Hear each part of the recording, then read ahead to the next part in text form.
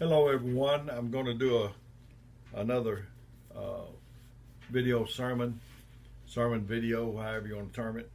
I've been doing series, and I'm on the last one I did was lessons from the spider, and today it's going to be lessons from the ant.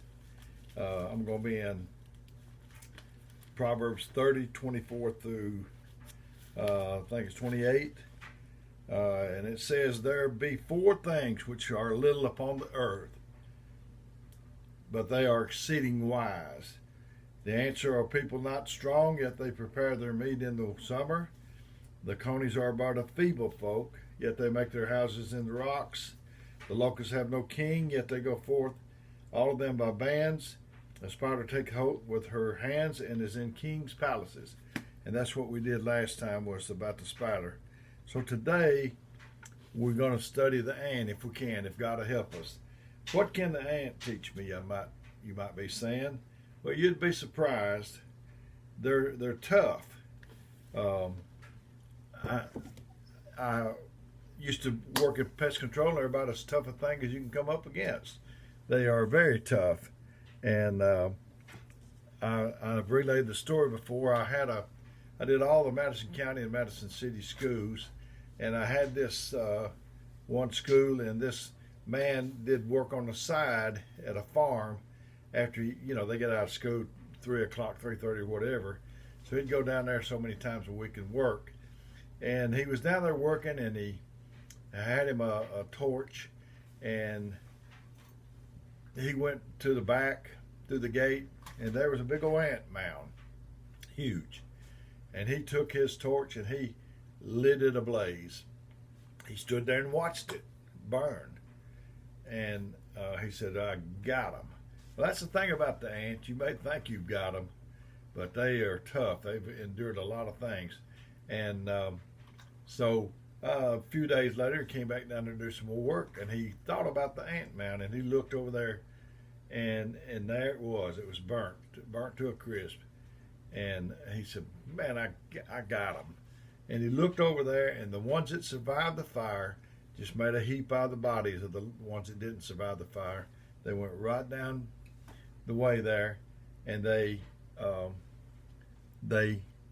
started another mound. The easiest way to live your life is learn from others' past failures and accomplishments.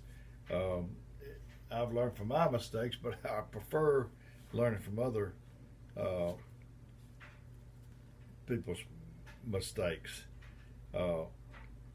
It's more challenging to take advice from someone that's not yet benefited from their own solutions, like a homeless man trying to tell you how to be a billionaire. Ants, on the other hand, fall into the successful categories, and they can teach us how they succeed time and time again. One thing, they're driven by purpose. They have a clear long-term objective that shapes everything they do, and that's what you need, is a clear long-term objective that determines everything you do, so that there's no wasted effort. One ant's sole job is to find food for the colony. That's his job. That's what he does. He don't try to get in on the other person's job. He just does that job. This is his purpose, and he spends his time and energy. And so, since that's what he does all the time, and he puts his time and energy in it, it compounds his chances for success.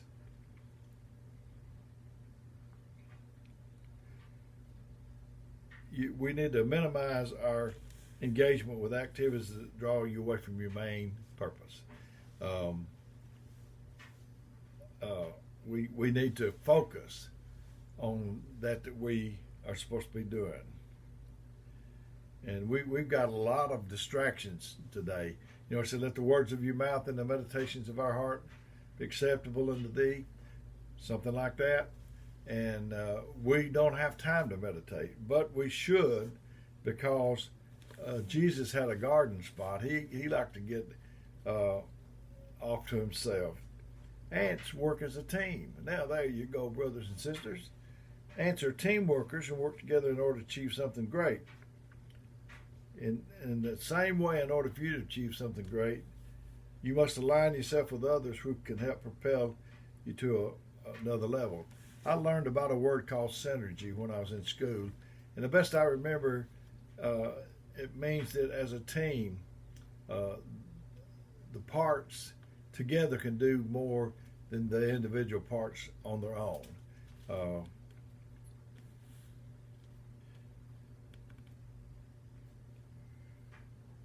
they have a time to rest, ants do, and a time to work. Ants have to work with the natural season. So in the summer, they gather their food, and in the winter, they hibernate to conserve energy because of the lack of food. So we need to know. We get burnout, so we can't do everything. We have to reserve what we're going to do for the things that matter the most. You have to know what your it is, and you have to go after that. Ants think big. Ants may be tiny, they may seem insignificant on the planet because of their size, but their colonies build and contribution to society is extremely significant and great. What big dreams do you have for your future? Pursue those. No matter how small you think you are, you should always pursue something bigger than yourself. You need to be relentless. You need to be consistent. And you need to be thankful. Ants prepare ahead. They prepare the food in the summer because they know there'll be a time when there'll be no food to find in the wintertime. So they're constantly preparing for a season which is yet to come upon them. And that's different than us, of course. When you should be studying, you're watching TV. You're on Facebook. You're communicating with friends. I started a long time ago. I didn't know I was preparing for this, but I started a long time ago to put things aside in my head that could help somebody else. Hopefully that was the thing. The only way you can maximize any given moment is by preparing for it. If you think ahead to whatever you got to do tomorrow and then work your way backwards, you would then be able to prepare adequately. I like to, my brother Dwayne, he was an attorney, and he visualized. If he had a case the next day, he thought through what he was going to say and what the other fellow was going to say, and he visualized it. You need to visualize in your mind what you're going to do tomorrow and today, and fall through that. I tell you, my brother was something else. Dwayne, he represented Progress Rail. I heard a story about him. I wasn't there, but they said that he represented a client, a vendor, on something that happened at the railway, and the fellow he was defending had never seen him, and so Dwayne goes down there, and Dwayne hadn't actually come in the courtroom or whatever it was, the hearing room or whatever, but the other two opposing attorneys were sitting there, and the man saw them. He knew they were going to be against him, and they had three-piece suits on and briefcases sitting at a conference table, and he thought, man, these guys are impressive. I hope my guy, Dwayne Cantrell, I hope my guy is at least that sharp. And in comes Dwayne. Did you ever know about Columbo? That was my brother. I mean, he looked like he just didn't know where he was going, or he was mismatched. Didn't look like he had it together. But that was a deceptive thing he used. But he was on it. And he wanted you to relax. But he comes in the room, and the man looks at him and said, oh, that's my attorney? Oh, well, I'm in trouble against these two guys. So Dwayne's over there while the other guys are preparing their case. Dwayne's done it the night before, and he's reaching in a candy bowl, fishing around for some kind of candy. And I wasn't there, but they told me, I think more than one person said that Dwayne blew him out of the water. You got to visualize what you're going to do. You have a tendency in your subconscious mind, I'm told, to complete the picture that you've got in there. So your mind, subconsciously, unconsciously, whatever, goes to work to complete that picture that you've given it. So give it successful pictures. Ants carry workloads they can handle. Although they're small, ants can handle up to 100 times their weight. Ants serve one another. Living for yourself that's a pretty lonely thing. That's like the Maytag repairman. Serving other people one step further asks, what can I do for you? You start to live beyond yourself and purposely contribute positively to others.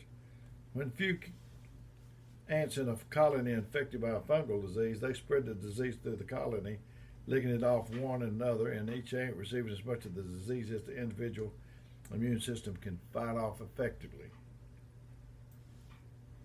A man did a study to show he could keep food unopened in a room and keep ants from getting to it.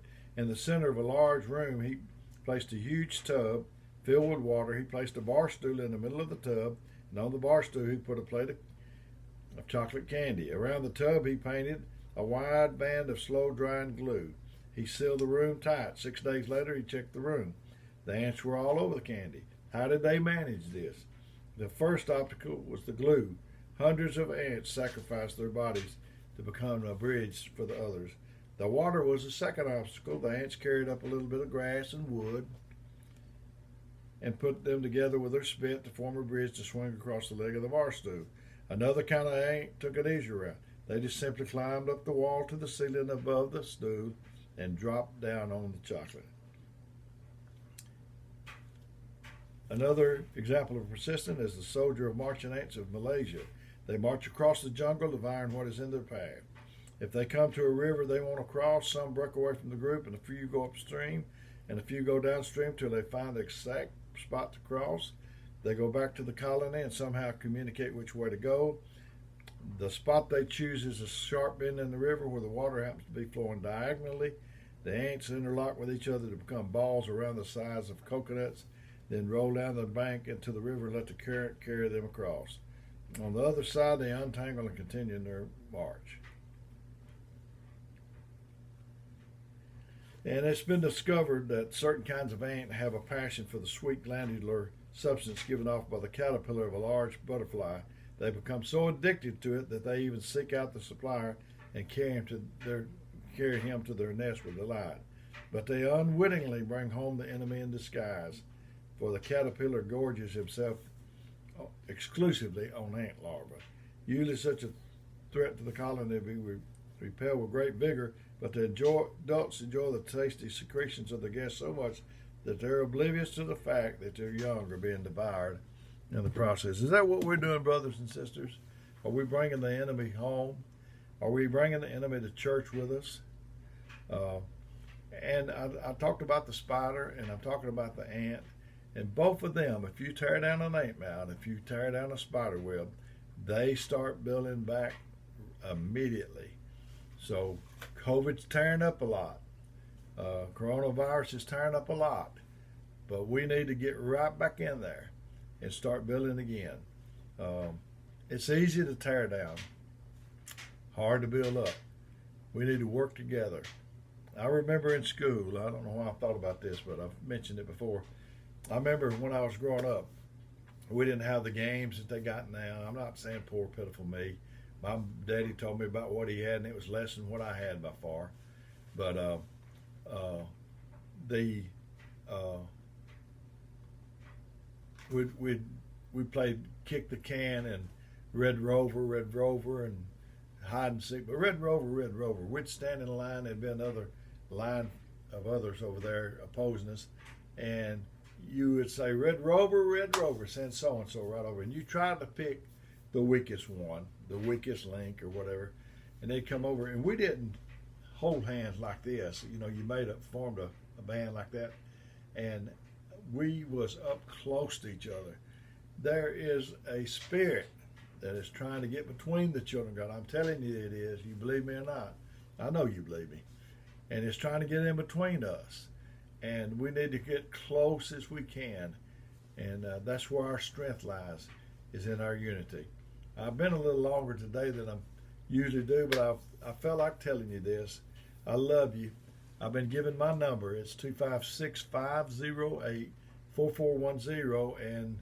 And If you need me, you can call or text me. I probably won't get back with you right away, but I'll get back to you just as soon as I can. Why are you doing this, Brother Dale? Well, I believe that God's drawing me to do this, and I care about you. I care about you very much, and I just want to try to help you some way. If, like I say, if you need me, let me know. Let's love one another. May God bless you.